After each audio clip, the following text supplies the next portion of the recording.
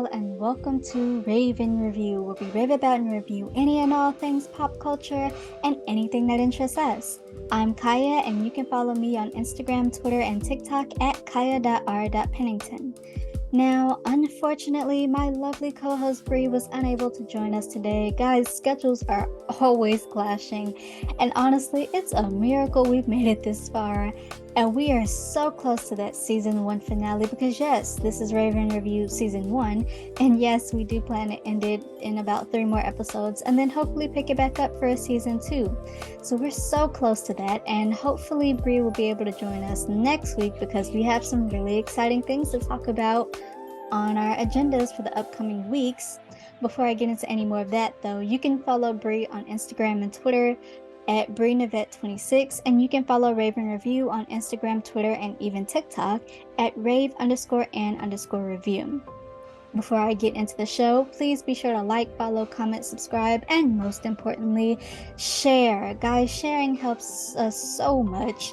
Engaging with our comment, leaving likes, leaving comments, telling us what you would like to see more of, what you would like us to talk about, any disagreements respectfully, but any disagreements or anything like that, sharing with all of your friends and family, bringing us to a wider audience.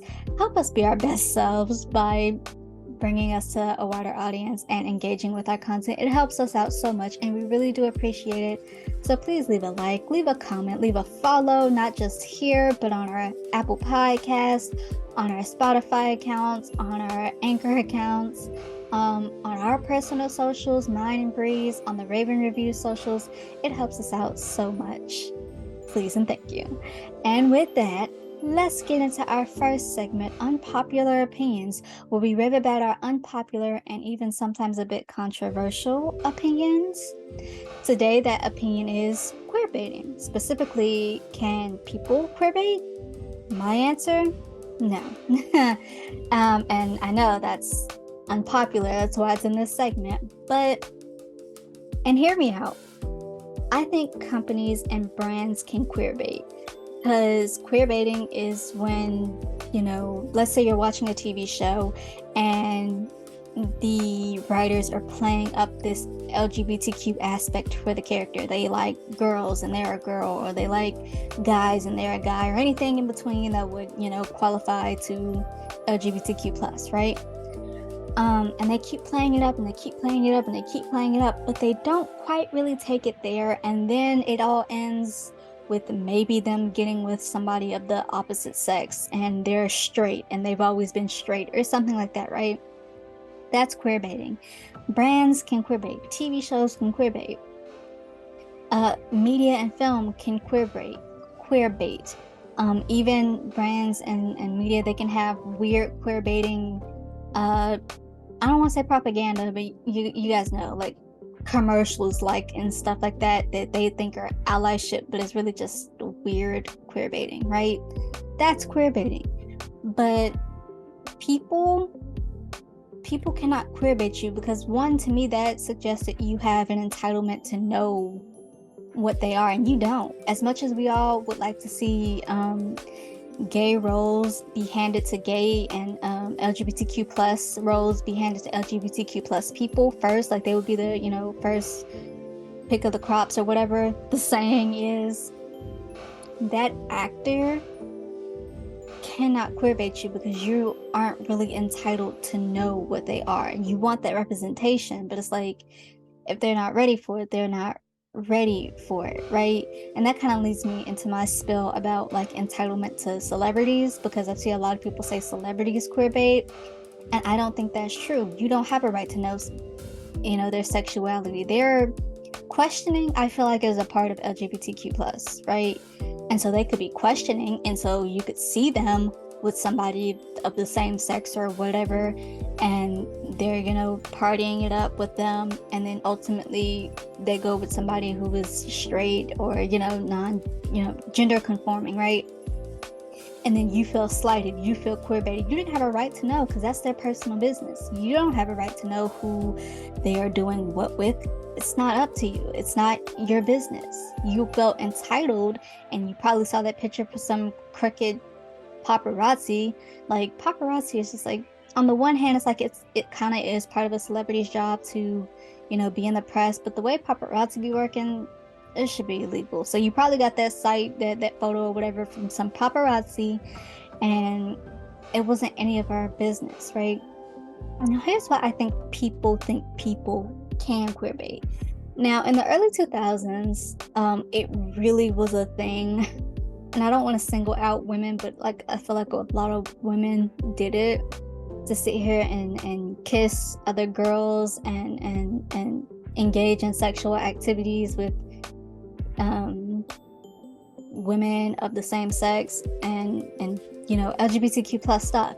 And then years later, they cut it off, and it's like they never mention it again, and they are straight conforming and all of that stuff. And so you're like, did you just say that this was a phase for you? That's kind of how it feels, right? That it was like a phase.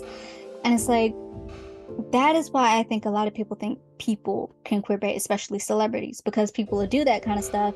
And to be clear, LGBTQ plus lifestyle it's who you are. It is not a phase. So, but it can be looked at as a phase when celebrities do that kind of stuff, because they never bring it up again, they never mention it. It was like a fever dream, and all of a sudden it's just like, but even still, it's like they could have been questioning, because questioning is a part.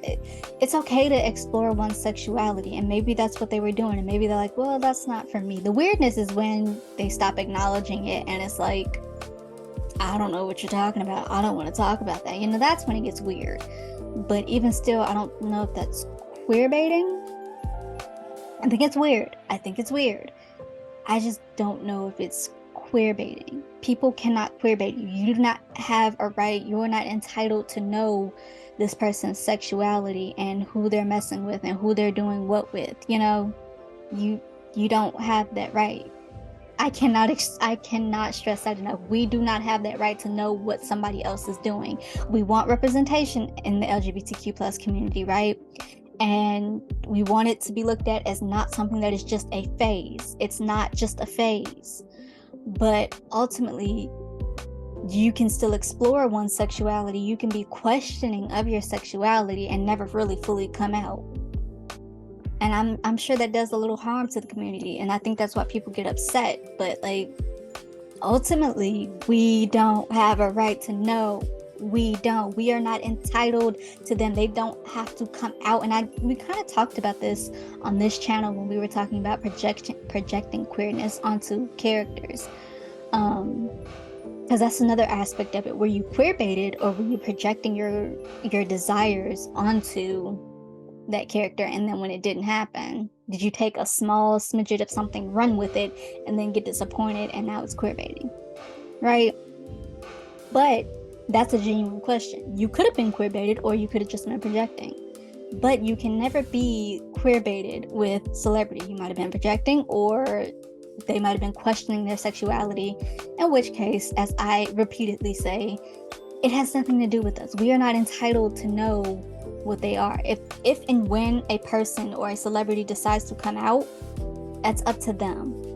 Because, and here's another aspect of it, people, they can do all of this and they can play around and then say it was just a phase and be done with it, but we get harassed when we come out and all of this stuff. And it's like, yes, they have a privilege of sitting here and being like, oh, I'm doing this, and we don't see them get criticized, but that does not mean that they don't get criticized, because living in the limelight comes with, like, and this is not to sit here and take up for celebrities, because this is not really about celebrities queerbaiting, but people in general. I'm just using celebrities as an example, but a lot of people can't fully come out for religious reasons, for financial reasons, for like a plethora of reasons.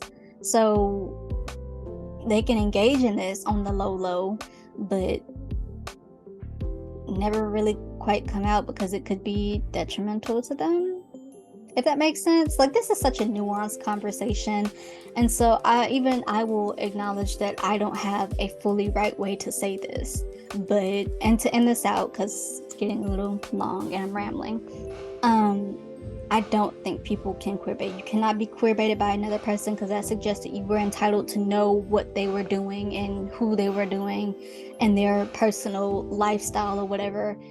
That suggests that you have a right to know that you're entitled to know that, and you're not. You're not. As LGBTQ plus, we want representation. We want people to have that, because there is something that comes with there's an armor or allyship that comes with like celebrities and people in the limelight coming out and being like, yes, I'm a part of this community, yes, I donate to this, yes, I will always stand up for this, because they have power, right? And so there is like a certain level of hierarchy or something, I can't think of the word, but there's a certain level of something that comes with like people in the limelight actually stepping out and being like, hey, I am of this community, you will not disrespect it, I will continue to stand up for it, this is who I am, right? And then you have people who look up to people and they see that, which, side note, we have to talk about why people idolizing and role modeling celebrities is disastrous. Bree, we have to talk about that. Maybe that's the next unpopular opinion. But there comes a certain with that, but also it's like they are human and they could lose deals. We're not entitled to it. We are not entitled to it. We will never be entitled to this information from another person unless they willingly decide to share that with us, right? So people cannot queerbait. Brands can queerbait you. Companies can queerbait you. People cannot queerbait you. Celebrities cannot queerbait you because we're not entitled to that information from the get-go, right? So, and are you being queerbaited or are you just projecting when it comes to TV shows? 8 times out of 10, you are being queerbaited. But, that's also something to go. So, people can't queerbait you. That's my unpopular opinion. There it is. And with that, let's get into our tropes we wish would die segment, where we talk about tropes that we wish would die. Tropes in media, TV, film, book, whatever, what have you, that we wish would just go away. Today, that trope is friends to lovers. I know, guys, I know. There's going to be somebody that comes from me, how dare you not like friends to lovers? That's the best trope. One, no, it isn't. Enemies to lovers is the best trope. Paranormal enemies to lovers is the best trope. And I will stand on that. I will forever stand on that. But here's the thing about friends to lovers. Do I think it needs to die right off the bat? No, it doesn't need to die. I think there's a certain way to do it though. And I think a lot of people do it in a weird way. Because here's the thing for me. You two have been friends since forever. And, let's say it's a girl and a guy. And the guy is scaring off all the girls' potential dates and whatnot because he's been in love with her for forever, but they're friends and he can't take it there. You gonna ruin my potential happily ever after because you're in love with me? That's not a friend. That's not a lover. Like that's an enemy. And not even a good enemies to lovers. That's an enemy. That's a mortal enemy. That's a nemesis. Like, why are you... I guess I just don't understand the concept. Like, I can see the appeal if done right. Okay, so enemies to lovers, to allies to lovers, to friends to lovers. That is a trope I can get with, right? But just friends to lovers, I don't understand. Because, why have you been keeping this secret for so long? We've been friends since childhood and you never once told me that you liked me, and instead we're older now, we're young adults to adults, and you're just taking to ruining my other relationships, as opposed to saying, hey, I like you, I've always kind of liked you, I know we're friends, but because 9 times out of 10 in these romance novels, the other person who doesn't really know, because that's how it is, they both like each other but neither of them wants to cross that line because they don't really know if the other feels that way. They do. 9 times out of 10 they do. And so just say that. I don't get the appeal. I mean, I see the appeal when done right, but I can't even offer you like a right way to do that, because my right way would be enemies to lovers, to allies to lovers, to friends to lovers, or rivals to friends to lovers, right? But and another thing for friends to lovers is most times, definitely not all the times. I've read some steamy ones, but most times it's really fluffy. I don't like really fluffy books. Like I want pining. I, I want that Bridgerton type of, you're the bane of my existence and the object of my desire, like type stuff. And I can't get that with friends to lovers most times. Like it's kind of boring to me most times. Most times. I've read some good ones. I can't think of any off the top of my head. Do I have any on my shelf? I don't I don't really think so. Like I think Matched by Ali Conde might have been a good one, but that it's not like they've known each other their entire life. Let me silence my phone. They've known each other their entire life, but they hadn't really talked to each other, and then they started getting close. And like Matched is not a romance. It's kind of like Big Brother's watching you kind of thing. It's a dystopian that doesn't really focus a lot on the romance. So it's not supposed to be, it's kind of fluffy and it's not supposed to be steamy, but I like it. But like that's the only thing that I can really think of that pops into my head. And I'm looking at my shelf. Even the Hunger Games, I guess, like Peeta and Katniss knowing each other for like all their life, not really talking to each other, finally talking to each other and still kind of, and then kind of like, hey, I really kind of actually like you. I don't know. What's another one? I don't really get with friends to lovers because like they bore me most times. And maybe I'm gonna have to, I'm gonna compile a list. That's what I'm gonna do. I'm gonna compile a list one day and come back on here and eat my words and give you guys some really good friends to lovers. Or you guys can give me some good friends to lovers. But for the most part, they're boring to me. Like, and it's kind of also kind of detrimental to me. Is that the right word? Don't I use that word? Because like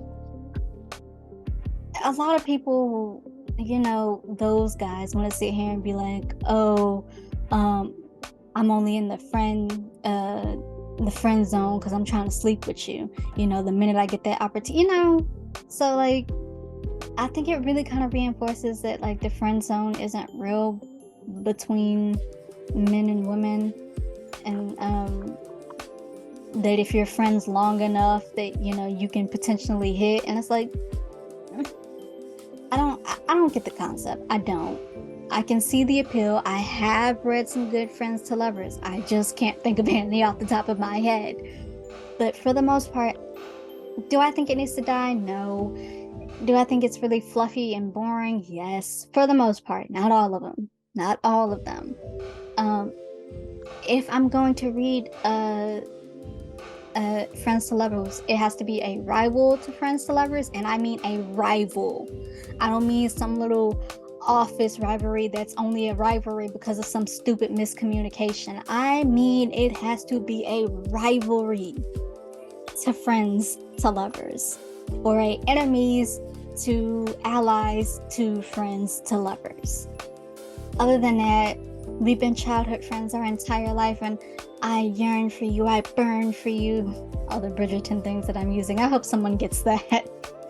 But like I yearn for you, because I can get with unrequited pining, and then you find out that actually it is legit on both sides, but there's a way to do it, and a lot of the friends to lovers that I've read don't really do it in the most appealing way. So, do I think the trope needs to die?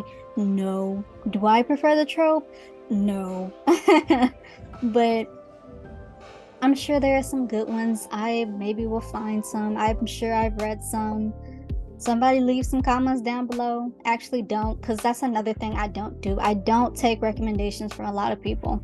Because TikTok book talk and Instagram book talk and Twitter book talk, whatever the names for those two are, people be suggesting some of the most abusive romance books. So actually don't. Just let me look. But that's my thoughts on Friends to Lovers. Do it need to die? No. But do I care for it? Not a lot. Not a lot. So there it is. And with that, before we move on into our next segment, let's take a break to send it over to our promoters so they can let you know where to find us. Like what you're hearing? Follow us for more. We're on Apple Podcasts, Anchor, Spotify, and YouTube. And don't forget to share, like, and comment. Woo! Woo! You know you love us. Thanks, promoters. Now, let's get into our next segment, and this is our childhood review. Is it still good segment? And admittedly, this is more of a childhood review for me than for Bree, but Bree's not here. So it's my childhood review this time. And I will say this, we're going to get to some really good childhood reviews in the next 2 weeks. Like, you guys are gonna, I'll give you guys a hint too. It's November. What famous YA movie and book was dedicated to November? Think on that. Anyway, childhood review. Is it still good today? That show, because it's a TV show, is Merlin. Now, you guys have heard me reference Merlin a lot, but you haven't really heard me get into it. So let's get into it.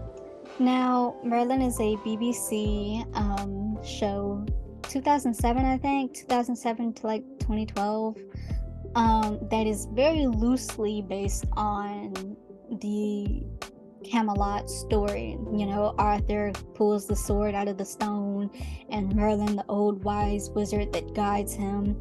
So it's very loosely based on that. The way it sets up is that they're teenagers, two young adults. They're young adults about to, I would say, 17, 18, 19, 20, 21 by season 5, maybe. So, like, because it's 5 seasons, 13 episodes each. So, not a hard watch. They're in their young adult to adult stage here, and so Merlin is not homegrown to Camelot. He comes to Camelot to kind of get help with his magic from the court's physician Gaius. Now, Merlin, when he gets to Camelot, the first thing he sees is a wizard, a person with magic rather, being executed by Uther, the tyrant, Camelot's tyrant king, who has 0 tolerance for magic. So he hangs this person, and the person's mom is like, I shall have my revenge. And so that's Merlin's introduction into Camelot. And as somebody with magic, he's like, oh, wowzers. Okay. Wow. So he meets Gaius. Gaius, like I said, is the court physician, and he knows about magic. He knows Merlin has magic. He's there to help Merlin and keep him out of trouble and keep his magic hidden. And so while Merlin is kind of walking about the town, he runs into Prince Arthur. Prince Arthur, as Merlin says, is a prat. When the show first started, he's very bratty. He's the prince. He's the privileged prince.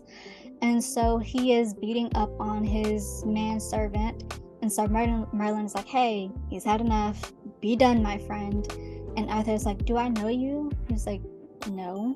And yet you called me your friend. And Merlin was like, oh, I'm so sorry. I could never have a friend who was such a prat. And so this kind of leads to them fighting. And Merlin takes a swing at Arthur. And he's like, so you're trying to hit the prince. Now you're gonna go to the dungeon. And as opposed to the dungeon, he gets, I can't remember what that thing is called, where they put you in that the wooden lock and your hands are out and your head is, that's what he gets in, and people are allowed to throw vegetables and fruit at him. And it's here that he meets Gwen. And so she's like, it took a lot of guts to stand up to Arthur. It was stupid, but I respect you for it. And Arthur is a bully, and you know what? I respect you for that. I do. I'm Gwen. He's like, I'm Merlin. People call me the village idiot, though. And so that's how they meet. We also see Morgana, who is Uther's ward, and there will be spoilers for this. Let me pause right here. There will be spoilers, kind of light spoilers, because the goal is always to get you guys to watch these things. So there will be light spoilers. Well, there will be spoilers. I can't say light. So we meet Morgana, and she is not a fan of Uther. She's his ward, and we later find out she's his daughter. But I'll get to that. And so she does not like his cruelness either. She's like, why are you killing these people who have magic? They've done nothing wrong. Magic is not evil. You're only gonna make people hate you more. Why are you doing this, right? So we see her. Uther, he's a tyrant. We also see a dragon. Not Kira. It's a K word, but it's like Kirahar. I can't remember that dragon's name for anything, but he is also there as like a guide to Merlin when Gaius doesn't. I don't know if Gaius ever found out about the dragon until later, but he's also there to guide Merlin and his magic because he knows about like the destinies of Merlin and of Arthur and of Morgana and of Gwen and all of that stuff, right? And so he is there to help guide him, but he's also like, hey, Uther has chained me down in this dungeon deep below the castle, and I can't break the chain. The only thing that can break the chain is a sword forged in dragon's breath. So I will help you, but you have to get me out of here one day.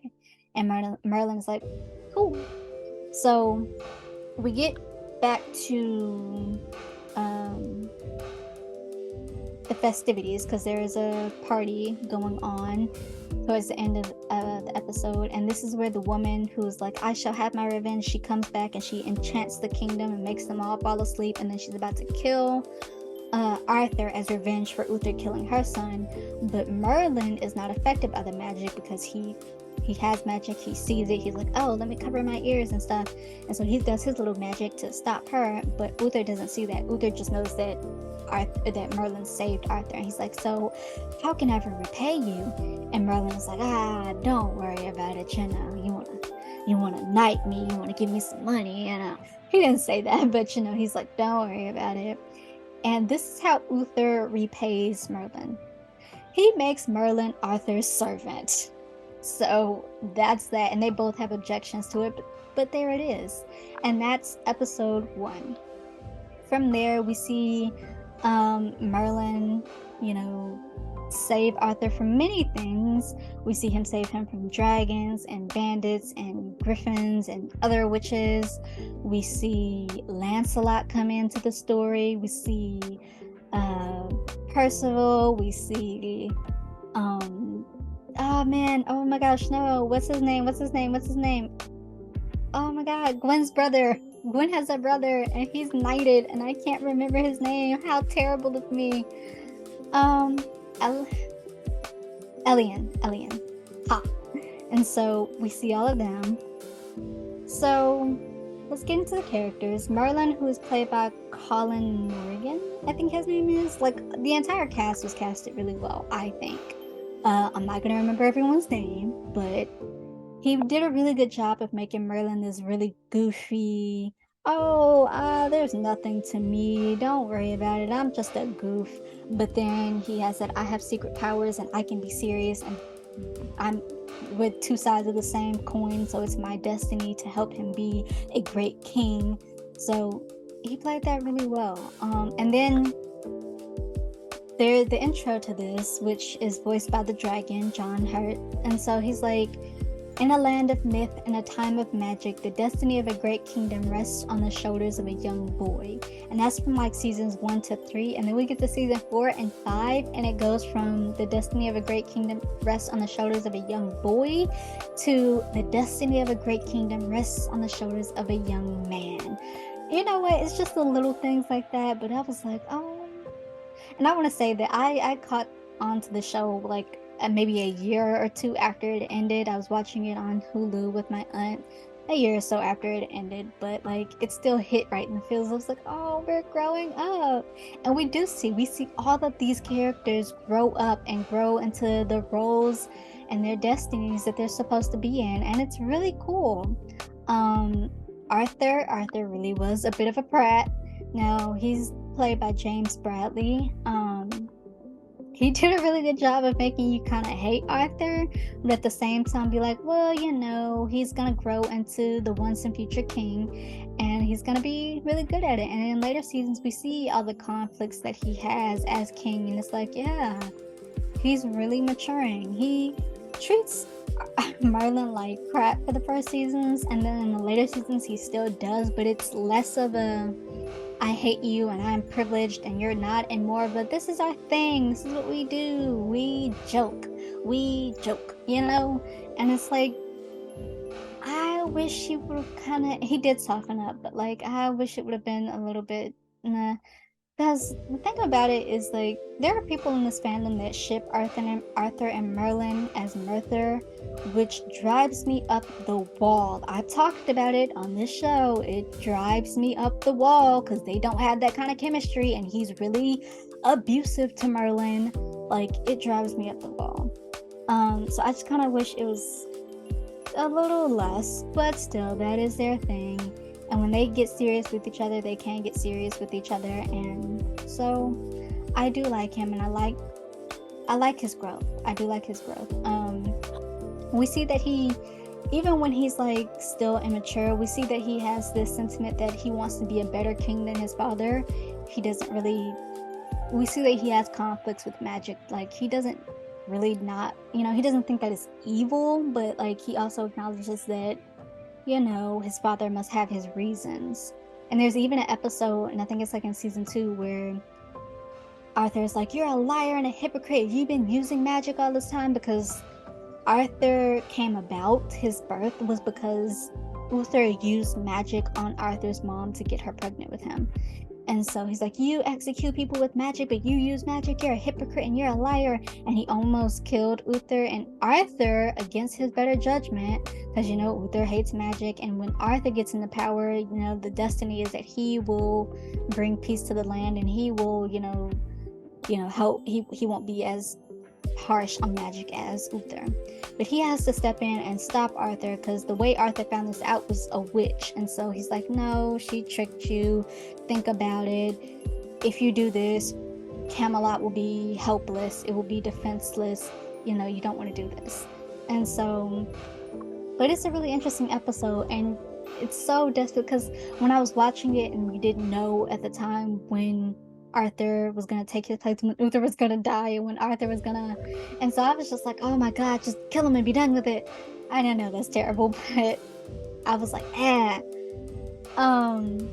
so there's that.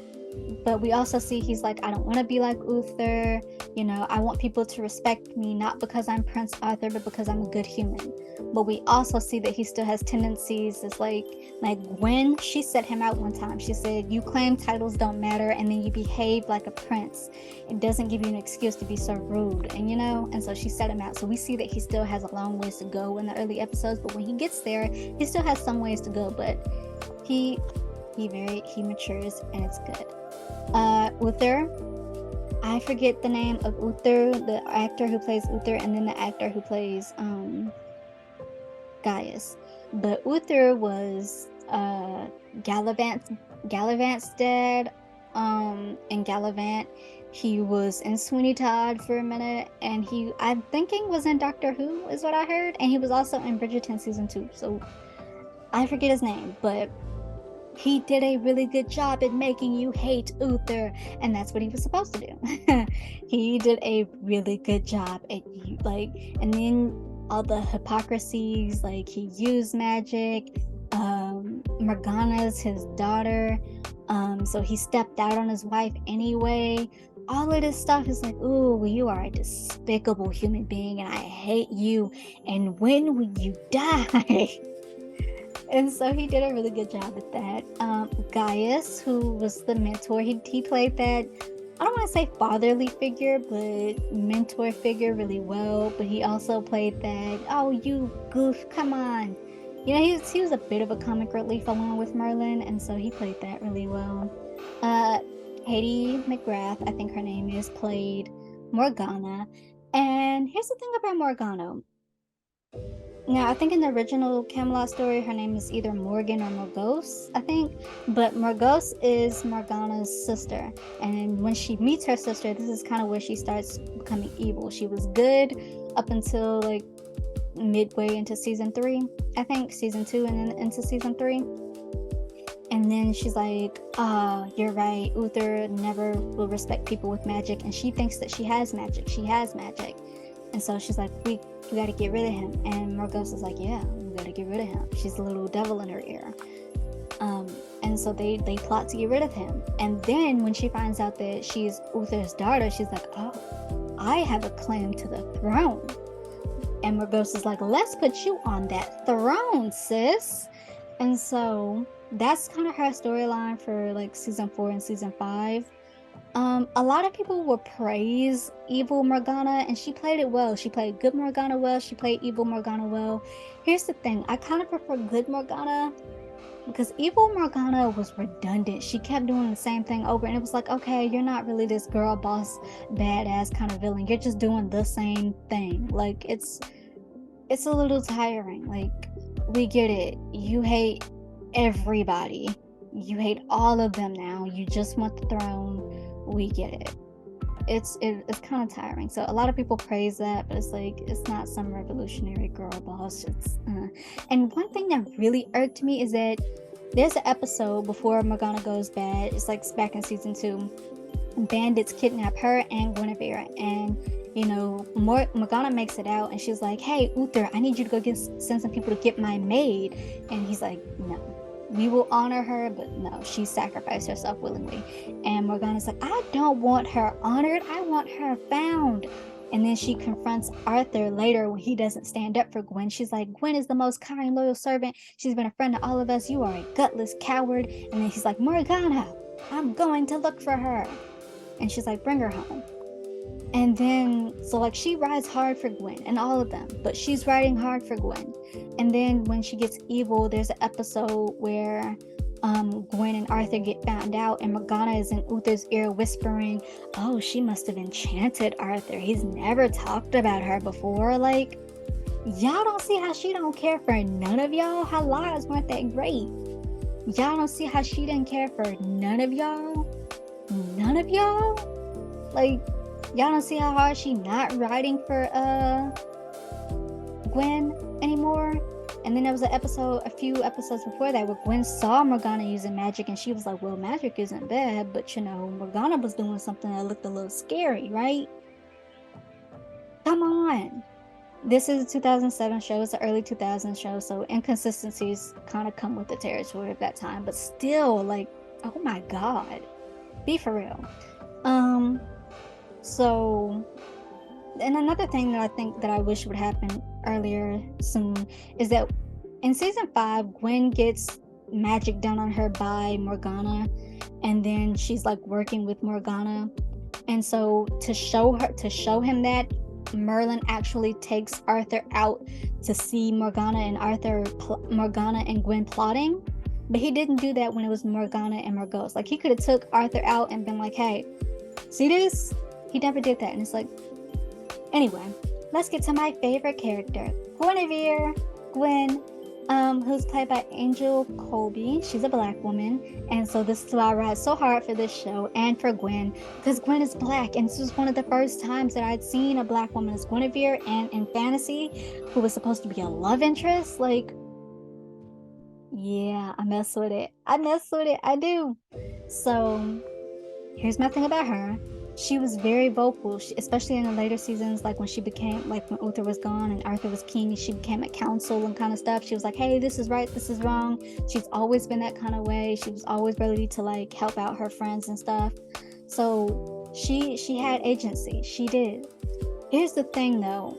Her relationship with Arthur was so underdeveloped, and I blame it on the times, because they're an interracial couple. He's white, she's black. I don't think that played out well at the time. It hardly plays out well now. And so it's like, but still, it's like you guys made the choice to cast a black woman and not take it there. Take it there. It was so freaking frustrating. I think that's why a lot of people ship Arthur, not because Merlin and Arthur have chemistry, but because Arthur and Gwen's relationship was so underdeveloped.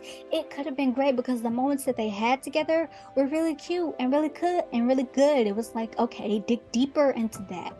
Go deeper into that. Like, it could have been so good. And then when they did have intimate moments, especially in the later seasons, when they had killed off her father, who was light skinned but black, and her brother, who was darker skinned, they really started lightening her up. Now, I could be wrong. She could just be a really light woman. She is light skinned, but like it seemed like she got so much more light skinned when they were intimate role scenes between her and Arthur. And it's like, come on now. Come on now. You guys made the choice to cast a black woman as Guinevere. Keep her color, her skin tone, and develop their relationship. Because it was cute. And she could stand up to him and she could put him in his place. And like, it was cute. It really was. It just needed to be so much more developed. So if this show ever got made today, consistencies, make things consistent, make people realize that Morgana is, keep Guinevere black. I'm rooting for black Guinevere. I am. And build up their relationship. Arthur and Gwen's relationship. Build it up. As much as you're building up Arthur and Merlin's, we're two sides of the same coin type thing, and it's my destiny to protect him and stuff. Build that up with Arthur and Gwen. She's the once and future queen. Build it up. So that's my thing over that. Overall, I'd give this show an 7.5 to an 8 out of 10. It's inconsistent, so it's a little loony, a little out there. It's a 2007 show. It's not all together, but I think it's really good. It's 5 seasons, 13 episodes. I know it's on Netflix. I think it might be on Hulu. I think it's on Tubi, and I think it's on the Roku channel. So it's really good. Now, it might take people a minute to get into it because I'll admit, like, the first few episodes are a little, but even still, I like it, and it's a show that I continuously go back to, and I'd highly recommend it. So that's my review on Merlin. And with that, let's get into our last segment. It's time for What's in the Headlines, where we rave and review celebrity news and gossip. Today, we're talking about the new Enchanted sequel trailer dropping, Disenchanted. Talking about Rihanna's new song for the Black Panther Wakanda Forever soundtrack, and Henry Cavill leaving The Witcher. Let's start with the Disenchanted sequel. So, here's my thing. I might have said this when we were talking about Hocus Pocus. I'm not really a fan of doing sequels so long after the original thing. Like, Enchanted was 2007, Disenchanted is like 2022 to 2023 or whatever, right? Like, and I love Disney. Disney, I love you. But let's not act like you really, goated for your sequels. I'm just saying. Some of them are good. A lot of them aren't. I'm just saying. Don't hate me too much. I would love to work with you one day. I'm just saying. But so I'm not really like a fan of sequels that are like so like why? I don't know. That being said, however, Evil Giselle. So, like, in the first one, she's this good, fairy tales exist, love exists, yada, yada, yada. And so, we get to this one, and she's like, oh, I want a fairy tale life. And then, somehow, she becomes the villain, and she's fighting another villain to be the overall villain. Like, Evil Giselle, I have to see it. And then another thing I think people want to see is that Idina Menzel was in the first one, and iconically didn't sing. And so I think people want to see her sing, and I think she's supposed to sing in the second one because this is like a musical-ish. And so I think people are going to want to see her sing because why didn't she sing in the first one? So I'm intrigued. Am I just on the tip of my seat waiting for it? Nah. When it drops, I'll be there, but like not, number one. But I'm intrigued and I want to see it. I have to see where this goes. So I'm intrigued. You got me intrigued, Disney. And with that, let's get into our next topic, which is Rihanna's new song, Lift Me Up, on the soundtrack of Black Panther Wakanda Forever. It's also a tribute to Chadwick Boseman. Here are my thoughts on it.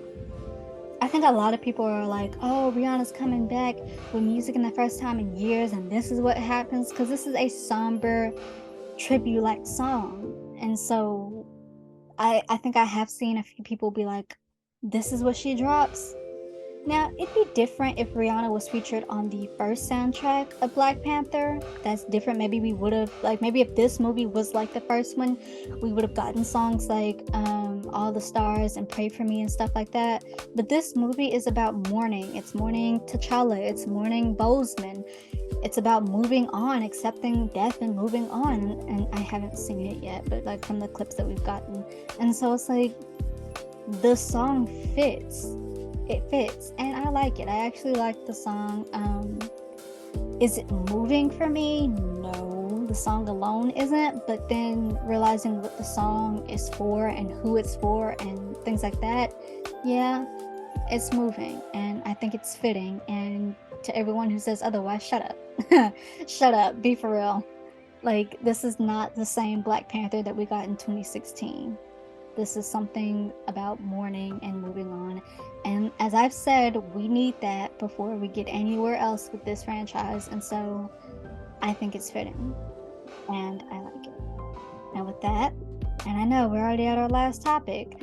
So that is Henry Cavill leaving The Witcher to rejoin DC's Superman, and Liam Hemsworth taking over the role as Geralt. Now, this is supposed to happen for season 4. I think season 3 has already been filmed, so Geralt will still be Henry Cavill. And then when we get to season 4, it'll be Liam Hemsworth. Here are my thoughts on that. We're just gonna have to see how that goes. I have nothing against Liam Hemsworth. I don't. I liked him in The Hunger Games. He gave me a character that I like to hate. So I have nothing against him, but it does. When I think of Geralt, I do think of Henry Cavill, and I could be wrong, but I think the voice that Geralt has is something that Cavill came up with. I could be wrong, but it's like, and of course you can imitate it, but it's like, will it be authentic?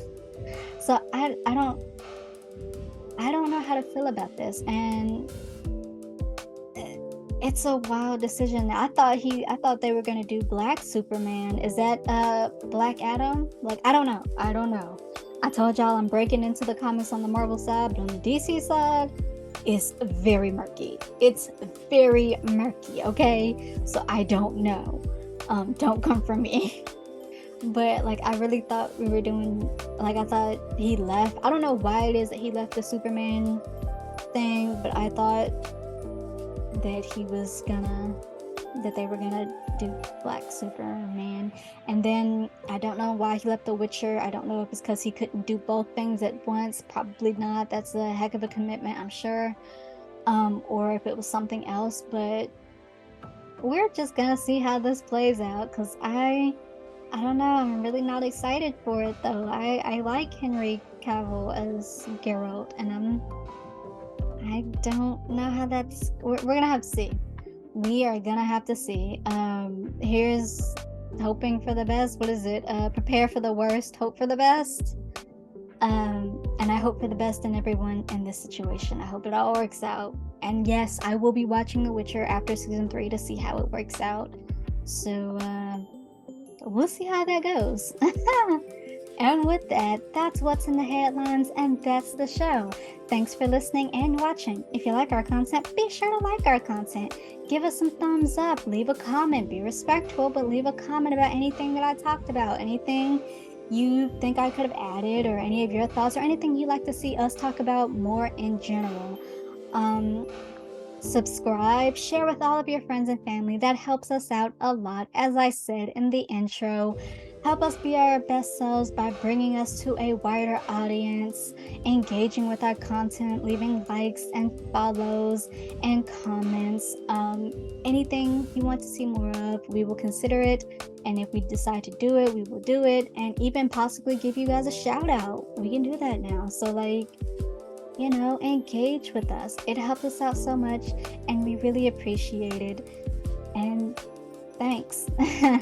So that's the show. Thanks for watching. Thanks for listening. And we'll see you next time.